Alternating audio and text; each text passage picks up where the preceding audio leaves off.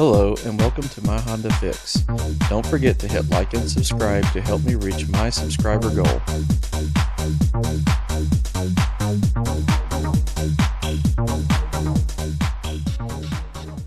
Hello everyone and welcome back to our second episode where we show you how not to do camo paint. Just to start out here, we will go over several different attempts at how we don't really screw up, but we are trying to figure out exactly the best way to do camo in this vehicle because there's so many bends and curves. It makes it really difficult to lay the stencils on and get a good clean line when we paint it. But as you can see, starting off, we finished scuffing the clear on the white and hit it with acetone tack cloth, and came in the next morning and Jason had already gotten started. I had to take care of some other stuff, and he's actually got most of the vehicle in green by this point. So a really good start to things. Seems to be going pretty well. The green is laying on good.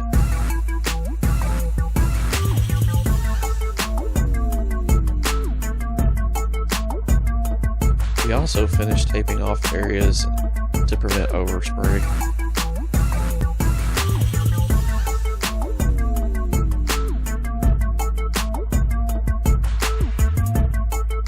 One thing to note when you're doing a camo job, we apply the green first. In the Vietnam Woodland Pattern, you actually would have brown underneath the green, but when you lay the brown down first, when we did it on my Prelude, the brown actually comes through the green and does not look very good. So we ended up sanding the vehicle back down and starting over. On this one, we just started with green right off the bat. That way we can bring the brown in over top of it and not have any issues. For whatever reason, the khaki and the black will do fine on top of it.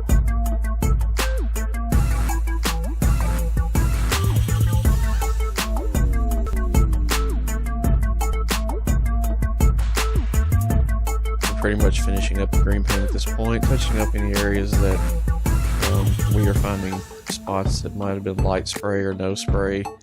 Mainly looking over different angles. A lot of angles to work on that bed. Each panel flips down, so you have a lot of creases, a lot of pins that hang down for tie downs underneath the handholds, back sides of the handholds, the latches. There is a lot. That bed is very difficult to camouflage, there's no doubt about it.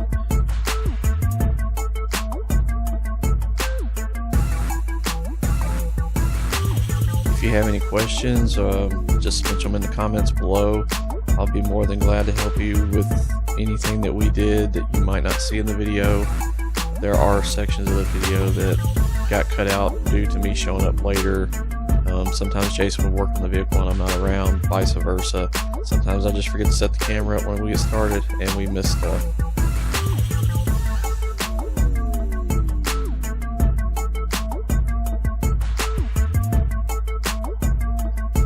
Like I said, I'm more than glad to help anybody with any questions they have. Just shoot me a comment below.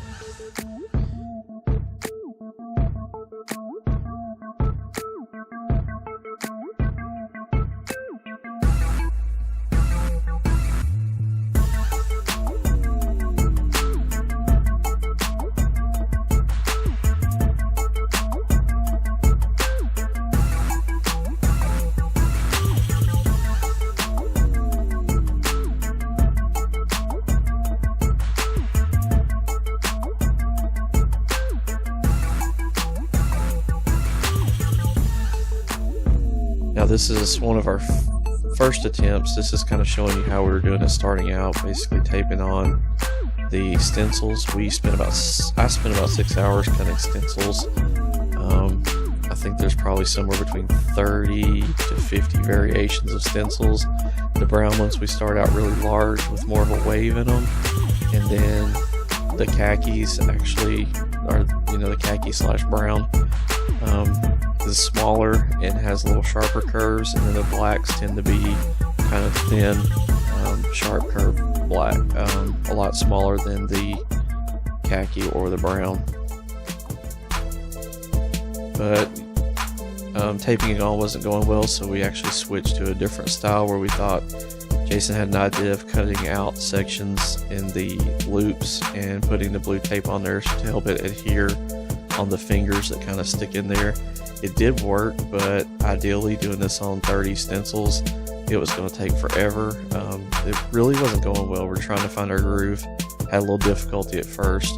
This whole day is really just kind of frustrating for me and Jason. And then you'll see here in a little bit we have our aha moment to show you exactly what to do when you're doing a camo job. It turned out amazing. Once we found the right thing to do, we hit our stride, and it went really quickly. You can see, even though we're still working on that one stencil, it takes forever, and it still takes 2 people to really do it.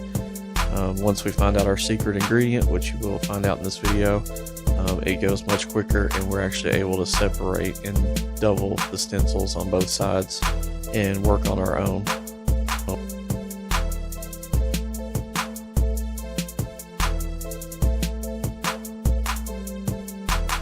We played around a lot in the beginning with trying to get tape inside the curves and overlay it to where it would kind of hold things down, and we were spending a ton of time just trying to cut the right curves and make things look natural, and it just really wasn't working. So in the end, like I said, we find out something that works better, but here we're using the 2 of us basically to hold the stencil in place and try to speed things up and not tape things off like we did on the last one, because it just takes too long.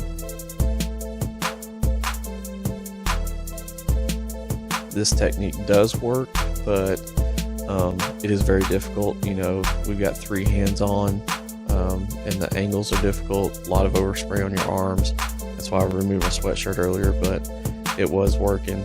But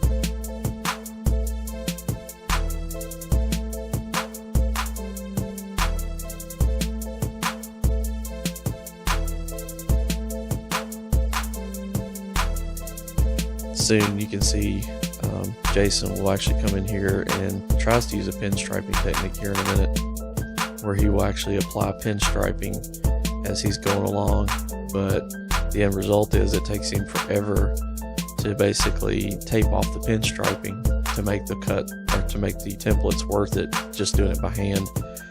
It's an amazing skill. He works really well at getting the curves down, but it just takes so much time to get one spot painted that, again, it's something else we tried.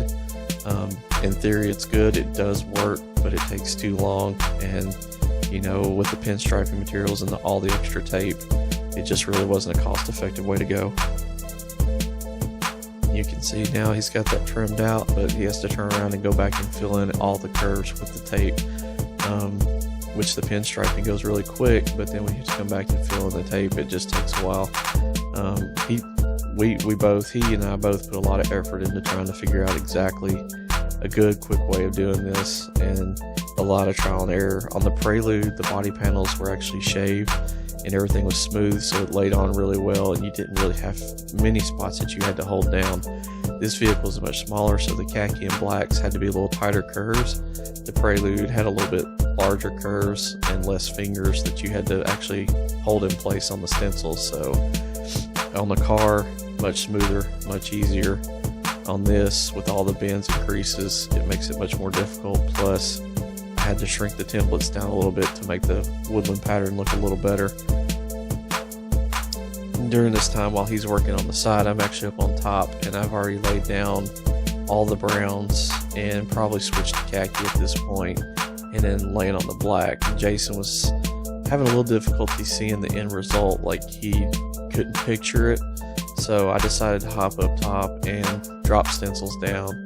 Eventually you will see I actually start using weights, and then that's what led us to the best idea later. But on the flat surface on top, it's easy. You can lay weights up there, sockets, anything that adds weight to hold the fingers down, and it worked beautiful even with all the little, there's a lot of lines on top of that vehicle, but it still worked great. And I was able to get all that done up there. At the end of the day, Jason could see it and kind of get an idea where we're going. So there you go. Don't forget to like, comment, and subscribe.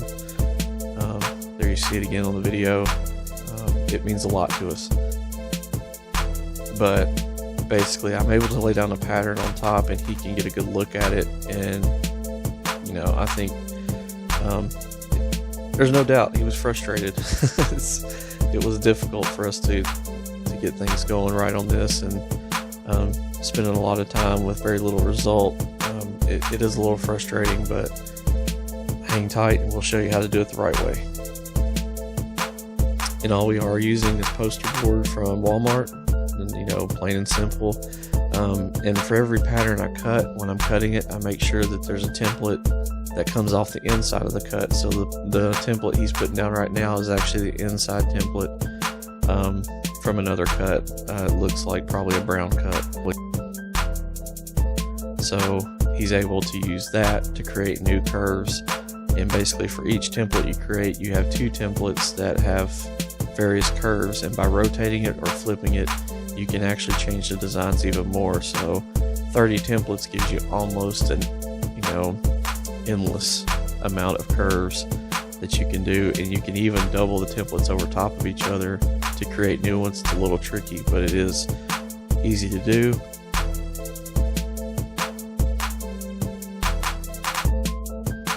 And one thing I want to note real quick is the blue tape works much better.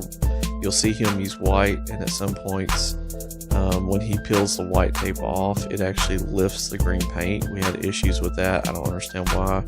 The acetone and the tack cloth should have pulled everything. The only thing I can think is the clear coat on this vehicle, the white, was very tough. It was a very hard clear coat. I don't know if it had been repainted. It had obviously had some spots repainted because there was runs on it, but I'm thinking that maybe the paint that comes out on these things is a very hard, very durable paint, which doesn't etch easily. But from what I could see when we were scuffing it, it looked like it would lay down good. I don't know. It's just one of those things that for some reason the white tape was pulling the paint sometimes.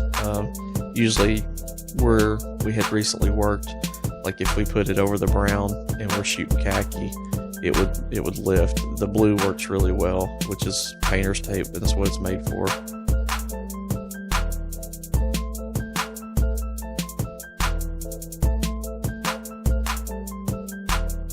A major plus with the Krylon paints is, you know, once you're done, you just take your leftover cans, stick them to the side, and if at any point something does get scuffed or scratched, you can use your old templates or form you a new template with some curves in it and basically touch up anywhere on the vehicle. Fairly easy. During this process, you'll probably see maybe I'll put it in one or two times where inevitably we oversprayed over something that we shouldn't have, so we had to go back and correct it. A few simple steps. It may change the curves a little bit, but it worked out perfect. You can even tell that there were mistakes. It's easy to cover up.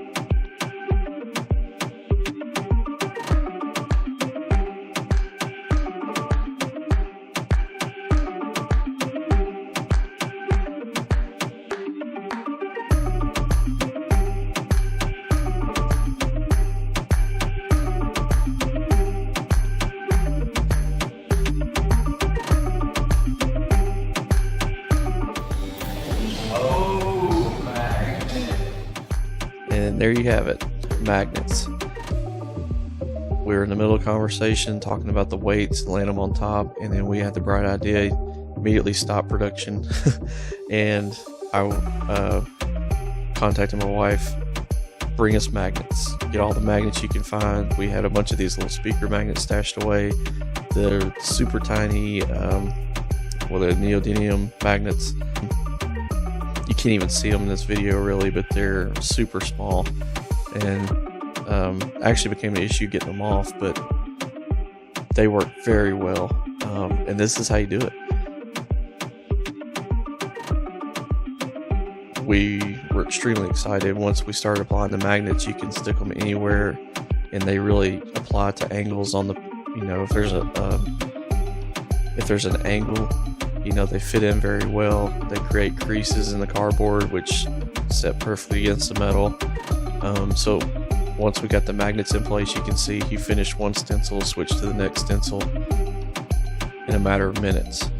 Really, the only thing we had to do at this point was wait for the paint to actually flash on the vehicle and dry enough that we could pull the stencil off without, you know, when you lift the stencil, sometimes it scrapes across or can catch the edge and create a double paint line, or the illusion of a double paint line where it kind of slides the paint a bit. But there you have it. That was the secret all along. Once, you know, magnets.